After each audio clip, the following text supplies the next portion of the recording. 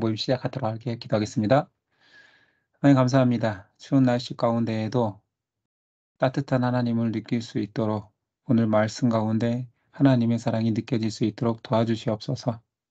하나님 한결같이 우리를 사랑하시는데 우리가 느끼지 못하여서 우리의 마음이 차가워져서 그 사랑을 잊을까 두렵습니다.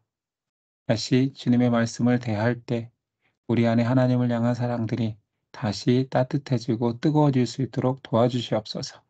맡기오며 예수님의 이름으로 기도드립니다. 아멘. 자, 오늘 내용을 공유하겠습니다. 오늘은 장제목부터 보지 않고 내용을 나간 다음에 장제목 마지막 확인하도록 하겠습니다. 신명기는 여기 써 있다시피 한자가 제신자와 계명의 명자와 기록기자가 되어 있습니다. 그러니까 다시 명령을 기록했다라는 거죠. 다시 명령을 기록했다라는 것은 앞에서 기록한 사람이 있다는 거잖아요. 당연히 모세가 율법을 다 주고 난 이후에 모세가 시내산에서 율법을 받을 때에는 출애굽 1세대들이잖아요. 근데 그 1세대가 지금 민수기에서 다 죽고 여호수아 갈렙 외에 모세만 남은 상태입니다. 모세도 하나님께서 가나안 땅을 불허하셨죠. 그래서 이제 마지막으로 출애굽 2세대를 향하여서 계명을 다시 선포하는 겁니다. 그러니까 지금 이 1, 2, 3차 설교가 신명기 핵심이라고 했잖아요. 여기 1차, 2차, 3차의 모세의 설교인데 이 설교는 출애굽 2세대를 향한 겁니다. 1세대의 마지막 사람이 이제 남아서 모세가 설교를 하고 있는 거죠. 지난 시간에도 잠깐 말했지만 신명기는 약속의 땅에 들어가서 2세대가 겪어야 될 일들에 대해서 율법을 순종하고 또한 우상에 대해서 멀리하며 하나님의 말씀을 순종하면 축복받게 되리라라는 큰 주제로 설교하고 있습니다. 그러니까 이제 가나안에 들어갈 세대들에게 가나안에서 누리게 될 축복, 반면에 불순종이면 저주겠지요. 축복과 저주를 이제 떠나는 모세가 마지막으로 다 전하고 있는 거죠.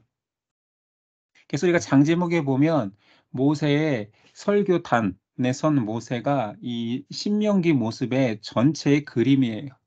1, 2, 3장 자리 앞부분에 있으면 모세 한 사람 그 1장에서 10장까지 4, 5, 6이라는 중간 장 제목 자리에 있으면 모세의 가운데 있기 때문에 11장에서 20장 7, 8, 9라는 끝부분에 있으면 세 번째 시트로 21장에서 30장 그리고 마지막에는 모세가 두 번 등장하면서 34장까지가 신명기가 이루어진 장들입니다.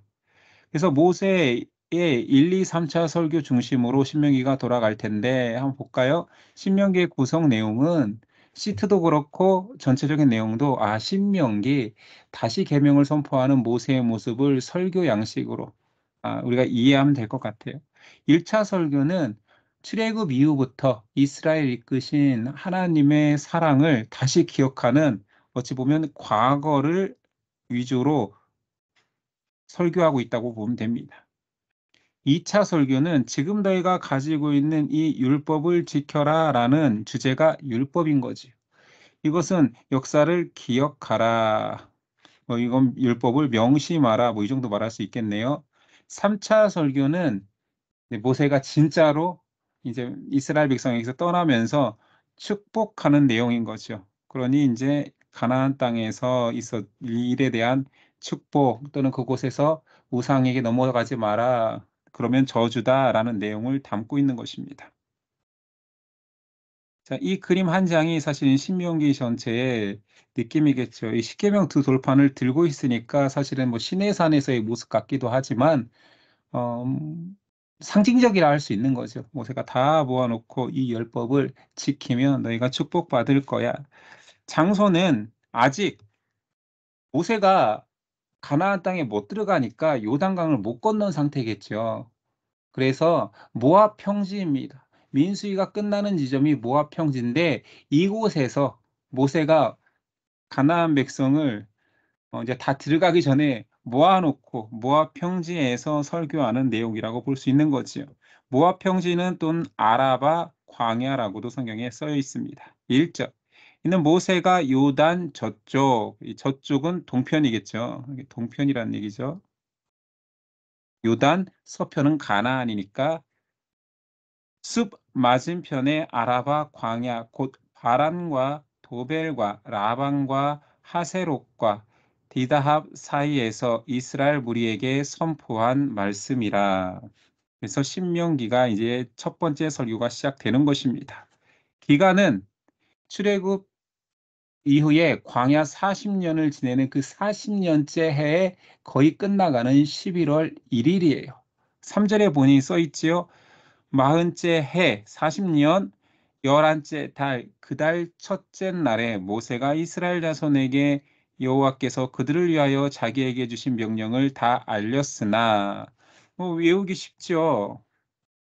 11째 날 첫째 날이니까 11월 1일 111 첫 번째 설교.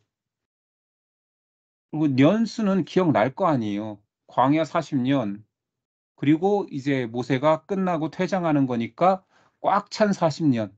40년 11월 1일. 1월 10일이라고 떠오르진 않겠죠. 다 끝나가는 마당이니까 40년이. 그래서 11월 1일 111 첫 번째 설교입니다. 여기 써 있네요. 40년 11월 1일 첫 번째 설교고 이 내용은 지금 신명기 1장이잖아요.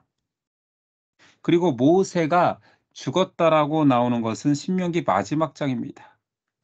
신명기 34장에서 모세가 죽고 이스라엘이 애도를 표하는 모습이 나오고 그리고 이제 모세가 죽었고 이제 이스라엘은 요단강을 건너 가나안 땅으로 들어가기만 하면 되잖아요.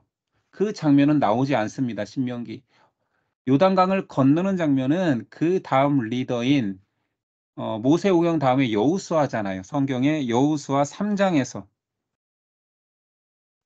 요단강을 건너가는 내용이 나옵니다. 그리고 건너가서 여리고에 첫 진을 친 길갈이 나오잖아요. 바로 위에 여기 4장이에요. 3장이 요단강 넘어간다 도하하는 장면이 나오고 4장에서 약속의 땅 가나안에서 첫 진을 친 길갈이 나옵니다. 그러니까 4장 여기 길갈이 나오는 거예요. 됐죠? 자, 모세의 정확히 죽은 날짜는 성경에 기록되어 있지 않습니다. 그런데 요단강 도하 날짜가 41년 1월 10일인데 최소 모세가 죽은 이후에 이스라엘 백성이 30일 동안 애도했다면서요. 30일 동안. 그렇다면 날짜를 빼면 되죠. 그러면 아마 12월 10일쯤 되지 않겠어요? 10일쯤 죽고 뭐 30일 이후에 조금 정비해서 강을 건넜다 이러면 되니까 어찌 됐든 한 광야 40 출애굽 40년 12월쯤에 모세가 죽음을 당합니다. 날짜도 없고 무덤도 없어요. 왜 그럴까요? 민족의 지도자로 40년 동안 그리고 누구보다도 이스라엘을 사랑했던 그리고 민족의 최고의 지도자의 왜 무덤조차 남기지 않았을까요? 음. 여기 이제 제가 빨간색으로 표시해 놓은 것은 아마 무덤이 남았다라면 이스라엘 백성은 모세를 우상화했을 것 같습니다. 성지를 만들었겠죠. 아마 모세의 시신을 가지고 가나안에 들어가서 무슨 산당을 만들고 제사 지냈을 수도 있어요. 그래서 하나님께서 모세의 죽음을 어떻게 성경에는 묘사되어 있느냐? 어, 그냥 그곳 요단강 동편에서 사라진 것처럼 시신도 없는 거야? 그냥 죽었다고 얘기하고 이스라엘 백성들이 애도하는 장면만 있는 거예요. 어떻게 처리했다, 장사 지냈다, 땅을 마련해서 왜 그러냐면 이게 왜 없다라고 얘기하냐면 사실 민족의 지도자 아브라함 때부터 3대 족장까지 전부 다 어디 굴에 막벨라 굴에 장사 지냈더라. 그 장사 지낸 지역 이런 것들이 다 기록되는데 민족의 어마어마한 지도자 모세에 대해서는 그냥 동편 땅에서 죽고 애도하였더라로 끝냅니다. 저는 이게 이스라엘 향한 하나님의 배려라고 생각해요. 모세에게도 사실은 좋은 거죠. 이건 뭐 일예지만 지금 우리는 개신교도잖아요. 기독교인이지만 뭐 구교와 구분하기 위해서 신교인데 신교 그리고 장로교인데 장로교를 세운 존 칼빈, 장 깔뱅 프랑스 이름으로 장 깔뱅의 그 묘가 없습니다. 저는 그게 다행이라고 생각해요. 그게 만약에 있다면 성지를 만들었겠죠. 그런 의미 같아요. 하나님이 모세도 하나님의 종으로 평생 살았는데 우상의 대상이 되는 것도 별로고 이스라엘도 그런 꼴 보이기 싫어서 모세를 동쪽 땅에 남기고 물론 그 동쪽 땅에 남기게 된 이유는 모세의 불순종이죠. 반석을 쳐서 물을 내는 바람에 하나님께서 가나안 땅을 허락하지 않았지만 그 모든 과정이 사실은 모세를 이 가나안 땅에 들어가지 못하게 하는 것이 하나님의 뜻이었고 배려였을 거라는 생각을 하게 됩니다. 제 생각이었고요. 자, 이 땅에서 회상하면서 이제 이 회상은 출애굽기에 나오는 애굽을 나오는 장면에서부터 크게 회상하는 장면이 1장에 등장하는 거예요. 그러니까 우리 보통 설교할 때 우리 이런 일이 있었잖아. 하나님의 은혜로 이렇게 좋은 일, 슬픈 일 겪었잖아. 이런 것들을 딱 회상신으로 말하는 겁니다. 자, 그중에 한 내용이 뭐냐면 광야에서 장정만 60만 명, 그 이 많은 어마어마한 숫자를 데리고 내가 나왔을 때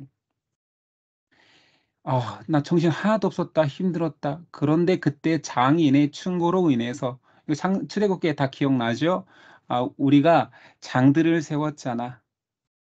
그리고 그들이 여러분들 속에서 리더가 세워지고 10부장, 뭐 100부장, 50부장, 뭐 1000부장이 세워져서 우리가 이렇게까지 잘 올 수 있었잖아. 이런 이야기를 하는 거예요.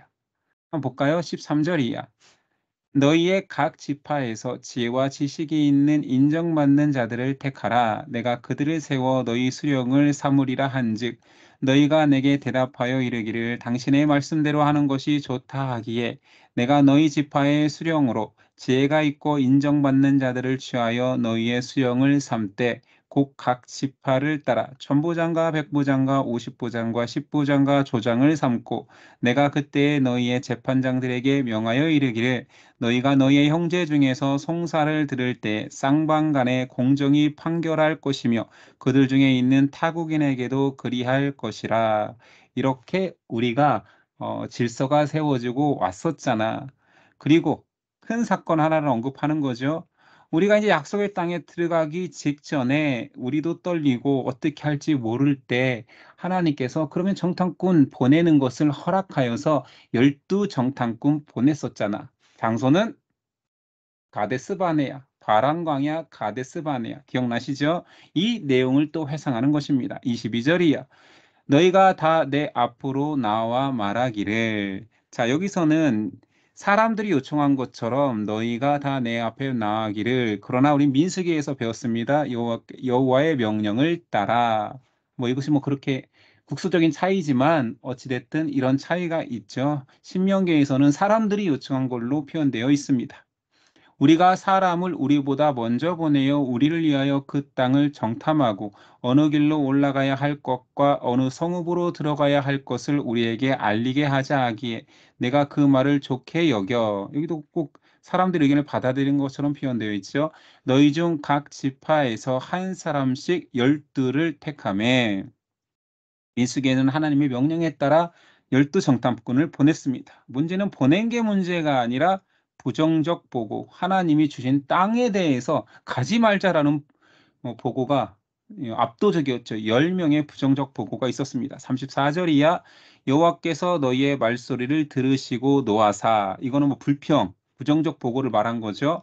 맹세하여 이르시되 이 악한 세대 사람들 중에는 내가 그들의 조상에게 주기로 맹세한 좋을 땅을 볼 자가 하나도 없느니라. 1세대에 금지를 명령했죠. 오직 여분네 아들 갈렙은 온전히 여호와께 순종하였은즉 그는 그것을 볼 것이요 그가 밟은 땅을 내가 그와 그의 자손에게 주리라 하시고 여호와께서 너희 때문에 내게도 진노하사 자, 여호와께서 너희 때문에 내게도 진노하사 너도 그리로 들어가지 못하리라. 우리 가는 내용 좀 다르지 않아요? 모세의 설교 중에 너무 모세는 자기 입장에서 지금 설교하는 것 같아요. 야, 너희가 그렇게 난리치고 불평하고 심지어 열두정탐꾼이 그렇게 부정적 보고하니까 애굽으로 돌아가겠다고 했잖아. 너희가 그렇게 불평하는 바람에 너희 때문에 나도 하나님께 진노를 받아 하나님께서 말하시기를 너도 모세 너도 그리로 들어가지 못하리라 라고 하셨다라. 맞는 말이에요. 민수기 20장에 광야 38년을 배회하고 다시 그 자리로 돌아와서 가데스 바네아에서 물 없다고 원망할 때 하나님께서 모세와 아론에게 물을 명하여 아니 반석을 명하여 물을 내게 해라 했는데 분노하여서 이 원망하는 백성들 38년 동안 광야에서 이렇게 헤매서 다시 이 자리 왔는데 또 이런단 말이냐고 분노해서 때려가지고 모세야 너 왜 분노하니? 너 순종하지 않았으니 너도 못 들어가 이렇게 된 거잖아요. 모든 스토리는. 근데 모세는 이제 이거를 자의적으로 해석한 거죠. 나도 불순종의 사람, 너희도 불순종의 사람. 그러나 내가 결정적인 실수 하나 한 것은 이 40년 동안 이스라엘 너희 민족들, 엄밀히 말하면 2세대한테 말하고 니까 니네 선조들이 얼마나 말 안 들었냐. 민수기 시트가 기억나십니까? 11장에서 그 20장까지 다 반역, 불순종, 징계 이런 내용이 가득했었잖아요. 그 끝에 모세의 이 반석 사건이 있었던 거니까.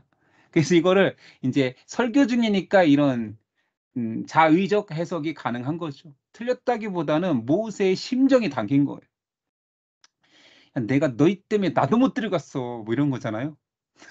저는 이 말씀이 굉장히 뭔가 너무 모세가 차가운 리더십이었다가 이 고백 하나 때문에 굉장히 인간적인 모습이 좀 보이는 것 같아요. 나도 너희 때문에 못 갔다. 내 눈 앞에 서 있는 눈의 아들 여호수아는 그리로 들어갈 것이니 이 말할 때 얼마나 서글펐을까요? 저 앞에 있는 여호수아는 들어간대. 너희는 그를 담대하게 하라. 그가 이스라엘에게 그 땅을 기업으로 차지하게 하리라. 저는 뭐 절절한 회안에 어쩌면 이게 설교니까 아마 목사가 눈물을 흘리면서 한 설교가 아닐까 싶기도 해요. 이게 뭐 감정이 담겨 있잖아요. 모세가 자기의 잘못을 덮으려고 자기의 불순종을 덮으려고 이런 말을 했겠습니까? 아니죠. 못 들어가는 심정.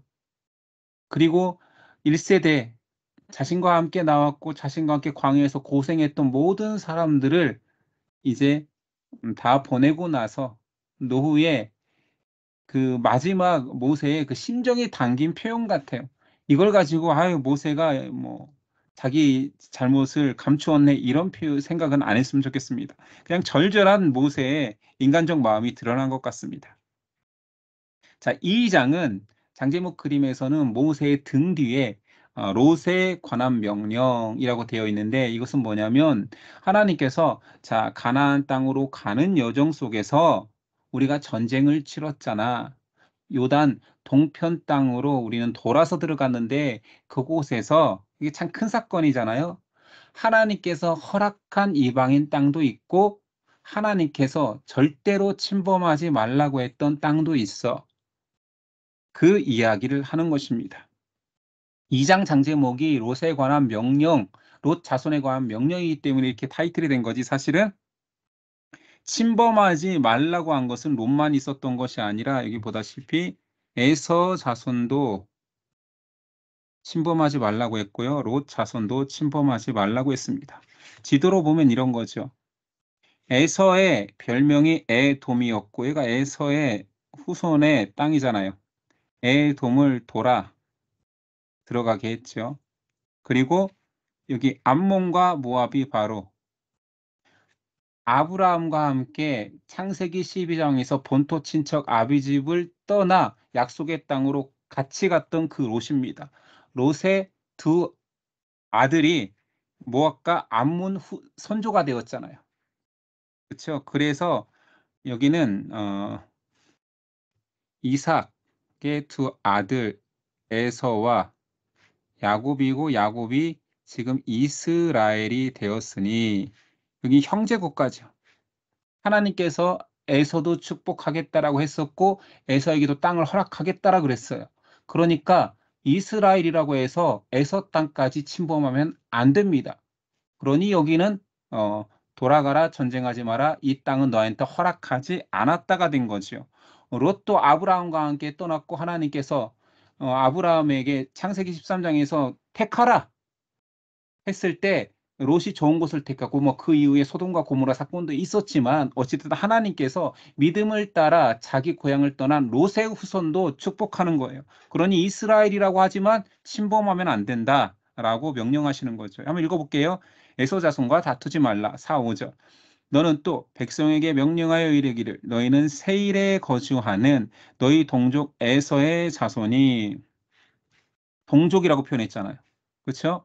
사는 지역으로 지날진대 그들이 너희를 두려워하리니 너희는 스스로 깊이 삼가고 그들과 다투지 말라. 그들의 땅은 한 발자국도 너희에게 주지 아니하리니 이는 내가 세일산을 에서에게 기업으로 주었음이라. 자, 그리고 그 에돔 땅이 에서의 후손이라는 거 앞에서 말했고요. 자, 롯 자손의 땅에서도 침범하지 말라고 했습니다. 9절.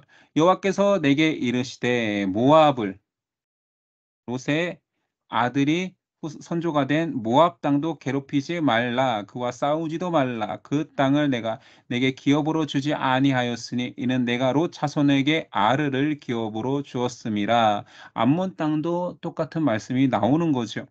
그래서 모압과 암몬 땅도 롯의 후손이 차지한 땅이니 하나님께서 허락하지 않으셨습니다. 그러면 요단 동편 땅은 어디냐? 이 그림을 좀 더 확대하면 좋은데 여기가 모압과 암몬이 요단 동편이 아니에요. 모압 동편은 바로 여기 이 거라사라고 지어 있는 이 부분 뒤에 나오겠지만 여기가 아모리 땅입니다. 아모리 왕 시혼에게서 뺏은 땅이고 그리고 이 윗부분이 이 갈릴리 호수가 있고 여기가 요단강이잖아요. 이 윗부분까지가 요단 동편인 거예요. 여기가 바산왕 옥의 땅입니다. 여기는 허락해 주셨죠. 그러니까 경계는 이렇게 되는 거예요. 이렇게 해서 이렇게 이게 요단 동편 땅이에요. 됐죠? 모압, 암몬, 에돔은 요단 동편 땅으로 편입된 게 아닙니다. 자, 그거는 뭐 민수기에서 너무 잘 봤으니까 넘어가도록 하죠. 자, 광야 40년을 회상하면서 출애굽 1세대의 멸망은 다 알고 있는 내용이잖아요, 이제. 자, 12정탐꾼의 부정보고와 백성들이 그들을 의지하여서 원망하였기 때문에 하나님께서 1세대는 약속의 땅에 들어갈 자격이 없어라고 했던 거죠. 14, 15절. 가데스 바네아에서 떠나 세레 시내를 건너기까지 38년 동안이라. 가데스 바네 정탐한 이후에 세레 시내까지 건너기까지 38년 동안 광야 생활을 했잖아요. 이때에는 그 시대의 모든 군인들이 여호와께서 그들에게 맹세하신 대로 진영 중에서 다 멸망하였나니 자, 1세대가 멸망했다는 얘기예요. 여호와께서 손으로 그들을 치사 진영 중에서 멸하신 고로 마침내는 다 멸망되었느니라. 그러나 이제 가데스 바네 성탐꾼을 보내고 다시 38년 돌아 가네스 바네아에 왔을 때 1 세대가 다 죽고 이제 2 세대들과 함께 요단 동편 땅을 차지하는 이 바산한 왕과 시온 아모리 왕 시온을 차지한 이야기를 하는 거예요. 자, 요단강 동편 땅 점령, 이제 동편 땅 점령 내용이 나옵니다. 아모리 헤스본 왕 시온 정복 내용이 이제 회상하는 거예요. 32절이야. 시온이 그의 모든 백성을 거느리고 나와서 우리를 대적하여 야하스에서 싸울 때 우리 하나님 여호와께서 그를 우리에게 넘기심에 우리가 그와 그의 아들들과 그의 모든 백성을 쳤고 우리 하나님 여호와께서 그 모든 땅을 우리에게 넘겨주심으로 아르논 골짜기 가장자리에 있는 아로엘과 골짜기 가운데에 있는 성읍으로부터 길르앗까지 우리가 모든 높은 성읍을 정령하지 못한 것이 하나도 없었으나 오직 암몬 족속의 땅 약복 강가와 산지에 있는 성읍들과 우리 하나님 여호와께서 우리가 가기를 금하신 모든 곳은 내가 가까이 하지 못하였느니라. 암몬 족속의 땅은 가면 안 되잖아요. 그러니까 가까이 하지 않았다라고 순종하였다라고 말하고 있죠. 여기서 2 장이 끝나고 3 장에서 계속 이어서 이제 바사랑옥도 정복한 이야기 나오는 거예요. 2 장에 나왔지만 3 장에 이렇게 이어서 나옵니다. 자, 장제목은 약속의 땅을 바라보는 모세지만 이건 뒷부분이고 앞부분 내용은 2번 바사락 옥 정복이 나옵니다. 왕의 이름이 옥인 거예요.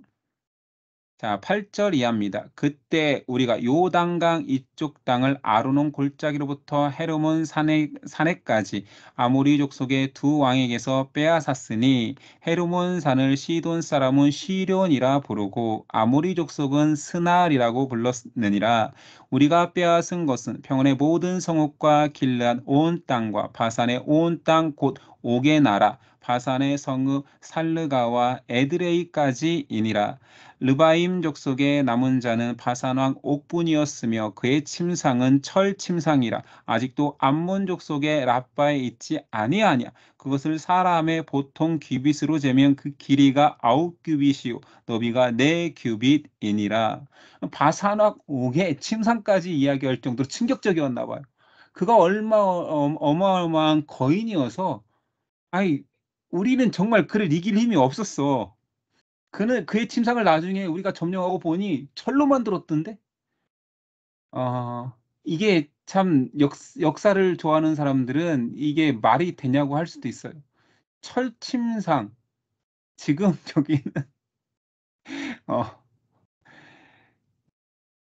철기 시대가 아니에요. 그런데 침상이 철 침상이 그러니까 청동기와 철기가 이렇게 섞인 정도도 아니고 나중에 후대에 저기 이스라엘이 사울 왕을 세울 때쯤이 청동기예요. 그러니 이거는 좀 역사적으로 막 따지고 이게 진짜 신빙성을 따지고 막 이런 걸 떠나서 저는 그냥 그 뭔가 쇠붙이 같은 것이 있으면 뭐 쇠도 철인데 그럼 강한 무기를 가진 거에 대한 이렇게 공포심에 이런 표현을 쓰지 않았을까? 그의 침상은 철 침상이야. 아무도 뭐 너무 덩치가 커서 누울 수 없는 그 그의 덩치를 누이려면 철과 같은 침상에 침대에 누워야 할 정도야. 우리가 이길 수 없는 그를 이기게 했잖아. 모두 다 하나님이 인도하셨으니 이겼다. 뭐 이런 내용이겠죠. 이것도 사실은 모세의 사실 감정이 표현된 거야. 야, 우리가 화산왕 옥을 이겼다는 게 말이 돼? 야, 우리 정탐꾼들이 부정 보고할 때 했던 표현 같잖아. 우리 메뚜기였어. 그들이 보기에 그들은 거인이고 우린 메뚜기야. 동편 땅에 있는 사람들도 그랬어. 바사나 공이 대표적이잖아. 그의 침상은 그냥 나무였으면 무너질 정도로 거구였는데 우리가 그를 이겼어. 하나님께서 그 땅을 허락하셨어. 설교니까 다 가능한 뭐 시적 허용이라고 표현할 수도 있고요. 뭐 그런 표현법 같습니다. 설교 느낌이 좀 나십니까? 모세가 회 안에 잠겼다가 급 우울해서 눈물도 흘렸다가 그러나 승리한 이야기는 막 오버하고 철짐상을 자고 있는 장수를 우리가 이겼다고 하고 막 이런 느낌인 것 같아요. 자, 그러나 또 슬퍼져요. 이제 모세가 마지막으로 또 약속의 땅을 바라보는 거예요. 근데 눈을 돌려서 '아 나는 못 들어가.' 하면서. 근데 이제 모세의 간구가 있는 거예요. "하나님 진짜 제가 잘못한 거 맞고 그러나 제가 40년 동안 출애굽 40년 동안 얼마나 하나님을 의지하고 백성을 살리기 위해서 백성이 죄를 지었을 때 제 이름을 생명책에서 빼달라고 할 정도까지 간구했던 제 이 마음을 아시잖아요. 저 가나안에 들어가면 안 될까요?" 이 얘기가 하고 싶은 거죠. 그래서 모세가 간구하는 거예요. 23절 얼마나 절절한지 한번 봅시다. "그때 내가 여호와께 간구하기를 주 여호와여 주께서 주의 크심과 주의 권능을 주의 종에게 나타내시기를 시작하셨사오니." 하나님께 막 애교 부리는 것 같잖아요. 막 하나님을 지금 높이고 있어요. "천지간에 어떤 신이 능히 주께서 행하신 일 고에 곧 주의 큰 능력으로 행하신 일 같이 행할 수 있으리까." 최대한 하나님을 높이고 찬양하고 있잖아요. 칭찬 막 엄청나게 하고. 그리고 인제 본론이 들어가 "구하옵나니 나를 건너가게 하사 요단 저쪽에 있는 아름다운 땅 아름다운 산과 레바논을 보게 하옵소서." 하되. 쪼금 느껴지십니까? 이런 설교하는 모세의 심정이. 비교해 보면 민수기 20 장에 모세가 이런 짓을 한 게 나오잖아요. 모세가 그의 손을 들어 그의 지팡이로 반석을 2번 치니 물이 많이 솟아나오므로 회중과 그들의 짐승이 마시니라. 여호와께서 모세와 아론에게 이르시되 너희가 나를 믿지 아니하고 이스라엘 자손의 목전에서 내 거룩함을 나타내지 아니한 고로 너희는 이 회중을 내가 그들에게 준 땅으로 인도하여 드리지 못하리라 하시니라. 이때 하나님께서 "너 못 가. 너는 날 믿지 않았잖아. 지금 너는 뭔가 의분에 차서 반석을 친 것 같지만 아니야. 내 명령을 믿지 않은 거야. 그리고 나를 드러내지 않고 지금 너를 드러낸 거야. 못 들어간다." 이렇게 말씀하시는 하나님이 변하지 않습니다. 하나님 칭찬하고 하나님 높여 드리고 "더 아름다운 땅 가고 싶습니다." 했을 때 하나님께서 26절 거절하시죠. 여호와께서 너희 때문에 내게 진노하사 내 말을 듣지 아니하시고 내게 이르기를 그만해도 족하니. 자, 여기 모세가 또 뭐라고 표현해요? 너희 때문에 내게 진노하사 내 말을 듣지 아니하시고 내게 이르시기를 그만해도 족하니. 모세야 그만해라. 그리고 다시 내게 말하지 말라. 내 뜻은 정해졌고 나는 시건치 않아.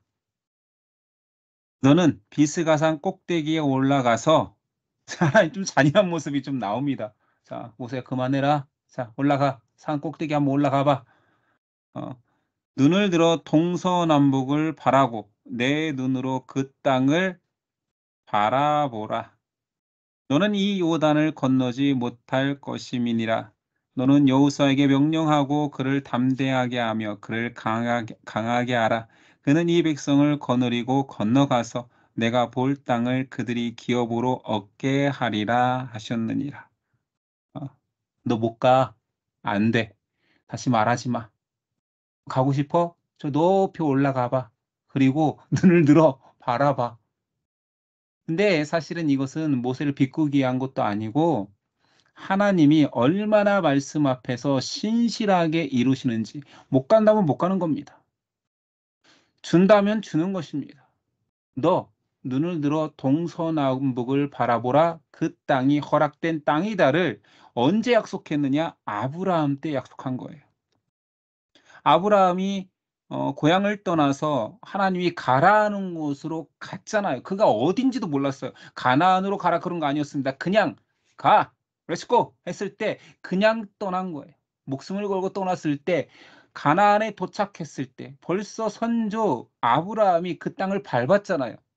"자 눈을 들어 봐. 이 땅 내가 너와 내 자손에게 줄 거다. 이것은 변치 않는 영원한 약속이 될 거야."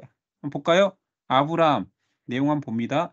롯이 아브라함 롯이 아브라함을 떠난 후에 이거는 분가했을 때의 이야기죠. 여호와께서 아브라함에게 이르시되 너는 눈을 들어 너 있는 곳에서 북쪽과 남쪽 동쪽과 서쪽을 바라보라. 동서남북을 바라라. 이 내용이 그대로 등장했던 보이는 땅을 이 가나안 땅을 내가 너와 내 자손에게 주리니 영원히 이르리라. 이 약속이 성취되는 거죠.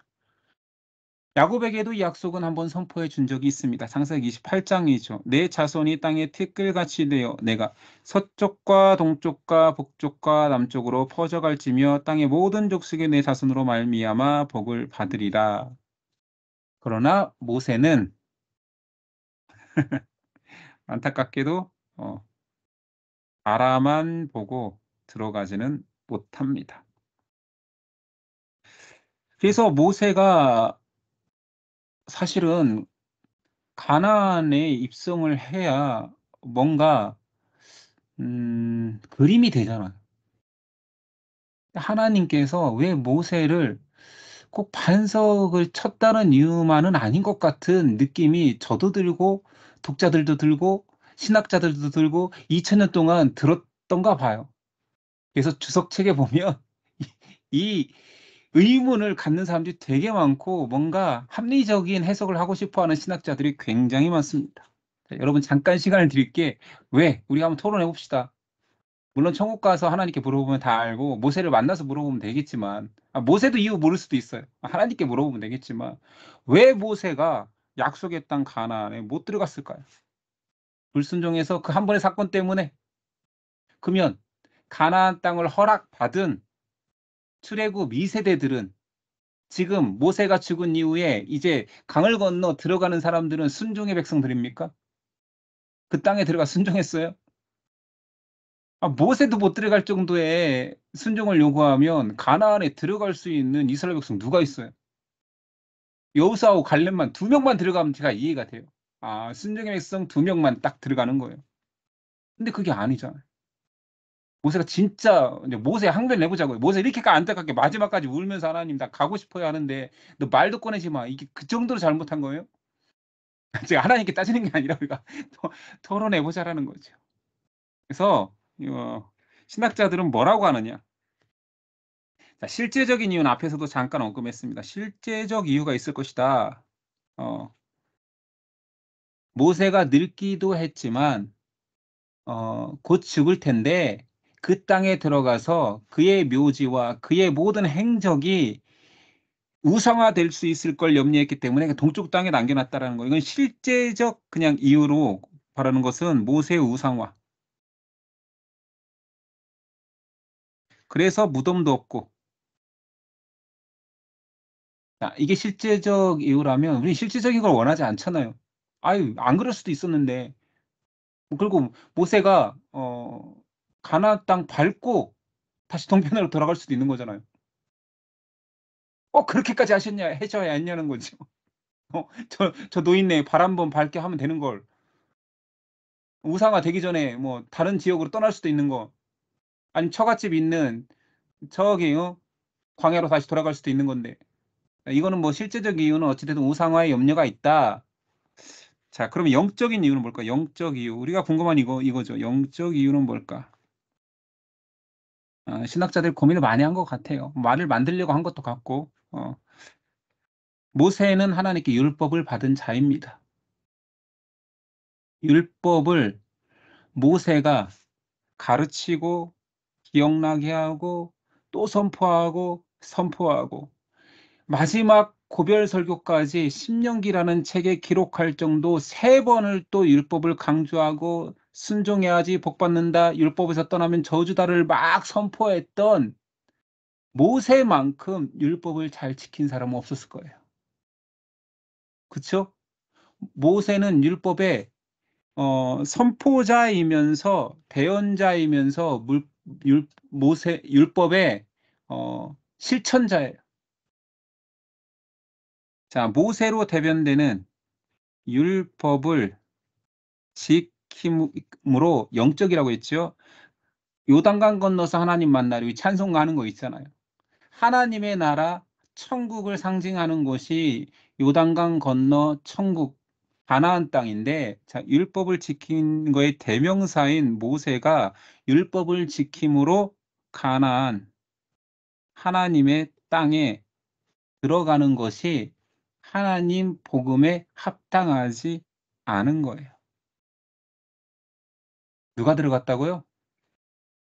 은혜로 허락받은 2세대가 들어갑니다. 가나안 땅에.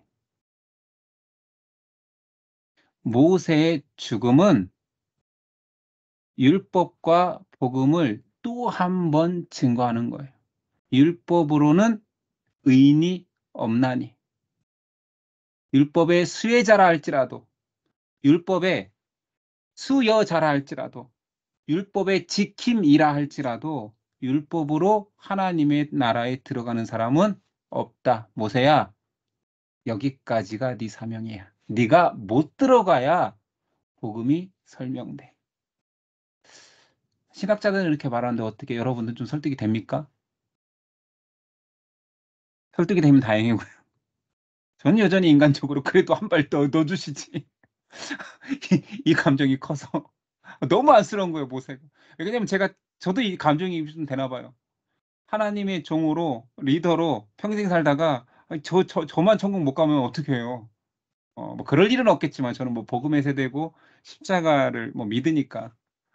그렇지만 이렇게 과부마음 호레비가 한다고 제가 모세는 아니지만 결코 아니지만 따라갈 수도 없지만 이런 리더의 그 애환이나 이 슬픔이 좀 동질감을 느끼지 저는 이 영적 해석도 절 와닿지는 않아요. 그러나 뭐 참 똑똑한 사람들이 합리적으로 해석은 한 것 같긴 해요. 자, 오늘은 여기 3 장까지 여러분들 뭐 쓸데없는 내용은 지우셔도 되고 뭐 구체적인 오늘은 뭐 다 과거 해상신이었으니까 모세의 안타까운 모습 하나만 기억하시면 될 것 같고 한번 장제공 봅시다.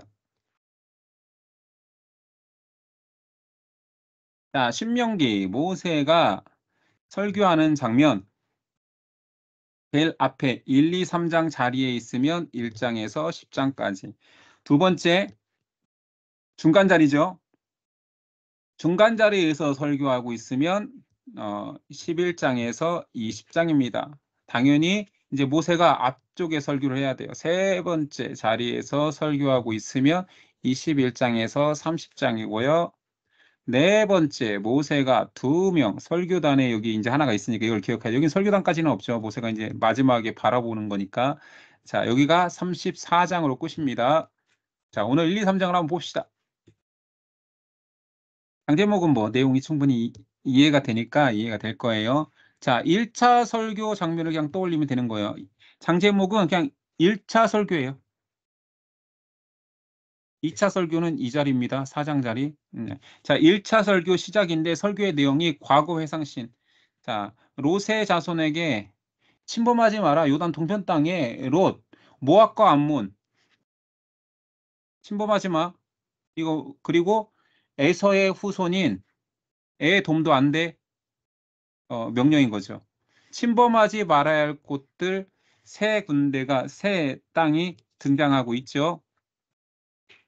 그리고 허락받은 땅은 뭐 아모리 왕 시온의 땅과 그다음에 바산 왕 옥의 땅. 그러니까 여기서 허락하지 않는다. 땅을 허락하지 않는다가 2장이고요. 세 번은 아니 3장은 이거 모세 이렇게 눈이 있으면 되는 거예요.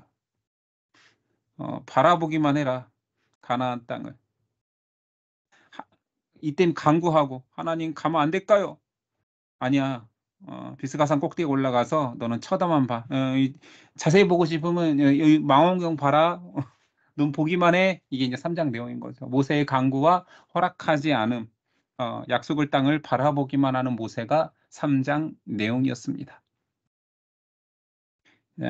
다음 4장부터는 이제 2차 설교 내용으로 가장 큰 분량을 차지하고 있죠. 자, 오늘은 여기까지 진도를 나갈게요. 자, 우선 공유는 중지하고요. 네, 어떻게 모세의 심정이 좀 느껴지는 내용이었습니까? 그러니까 신명기 자체는 다시 선포하는 계명은 모세의 고별 설교라고 이렇게 전체적인 이해를 가지고 보면 신명기가 잘 떠오를 것 같아요. 제가 기도하고 마치겠습니다. 하나님, 모세의 선포를 다시 한번 듣게 됩니다. 우리가 그의 마음과 또한 모세가 인간적인 모습을 보이는 것 같지만 그 안에 하나님을 향한 사랑과 열정을 알 수는 없습니다. 모세를 향한 하나님의 뜻도 저희는 다 이해되지는 않습니다. 그러나 중요한 것은 이 모든 것들이 하나님의 백성을 위한 말씀임을, 우리에게 주시고자 하는 메시지를 위하여서 누군가는 그 메시지에 담긴 삶을 산 것임을 믿습니다. 머리로 이해되지 않는 부분들이 결국은 믿음으로 이해될 것입니다. 하나님 우리에게 믿음을 허락하여 주시고 하나님이 쓰시는 자들의 결과까지도 더 크신 하나님께서 가장 좋은 곳으로 완성시켜 가는 것을 신뢰하고 따르게 하옵소서. 말씀이 어려운 부분이 있을 때마다 머리로 이해하기보다는 하나님의 마음으로 하나님의 크신 경륜을 시인하며 이해할 수 있도록, 믿어질 수 있도록 도와주시옵소서. 오늘도 말씀 가운데 고민하고 놀고 생각하게 해주신 하나님께 감사하며 예수님의 이름으로 기도드렸습니다. 아멘.